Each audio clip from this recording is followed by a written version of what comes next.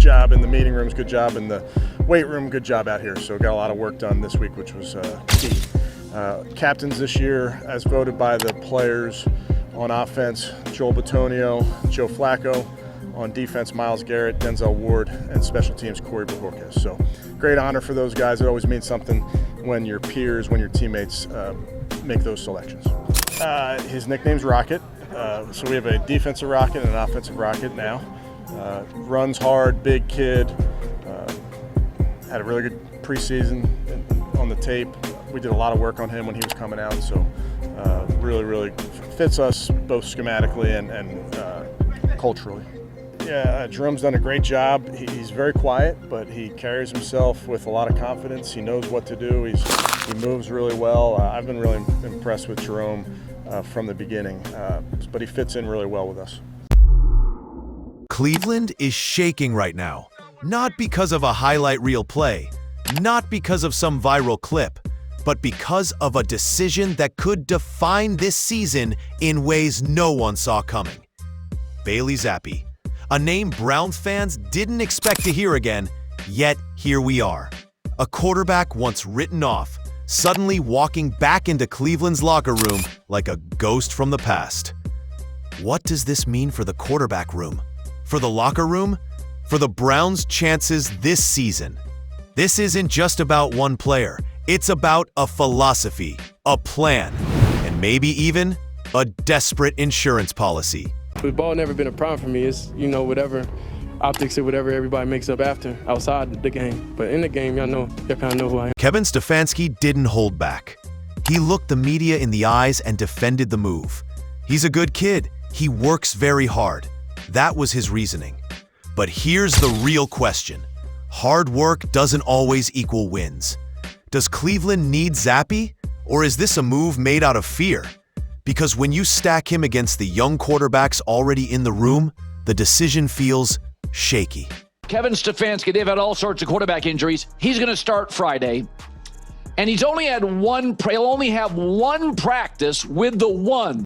And look, I have been researching about NFL for the last 7 to 8 years deeply, and what I think, this is less about performance and more about protection, insurance, a safety net, not a weapon. Think about it. Last year, Zappe wasn't the answer for New England. He wasn't the guy fans cheered for. He struggled badly. So why bring him back now? Because Cleveland isn't just protecting themselves from injury. They're protecting themselves from chaos. You can almost feel it in Stefanski's tone. The Browns aren't confident in what they have. And when a coach starts stacking insurance policies, it usually means one thing: doubt. Doubt about health. Doubt about depth. Doubt about the rookies stepping up. Zappe isn't here to take over. He's here as a warning sign. But then comes the curveball. The coach also introduced us to a new running back, nicknamed Rocket. And Stefanski's words, a big kid, fits schematically and culturally. That's not just a compliment, that's a stamp of approval. While one move screams desperation, this one screams belief. Rocket could be that spark plug this offense needs. And if he truly lives up to the nickname, the balance between a questionable QB room and a powerful run game might just keep Cleveland alive. But let's not get it twisted. One new weapon doesn't erase the looming storm hovering over this team's quarterbacks. Here's where it gets even more interesting. Stefanski went on to highlight the rookies on this 53-man roster. Their maturity, their ability to fit right in, their willingness to grind.